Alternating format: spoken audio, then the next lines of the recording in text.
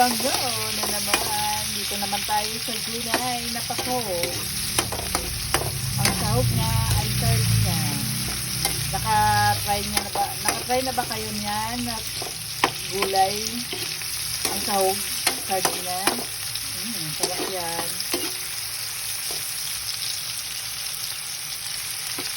Kung sana sunod na auto naman, pagdating ng cellphone, yung bang niluluto mo ay naaamoy mo na siya.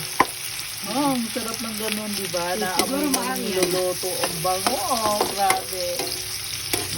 Siguro talaga high tips na yan. Sunod, makakakuha ka na. Makakakain ka na kahit nasa cellphone lang. Oo, ang bango. Kung naaamoy nyo lang.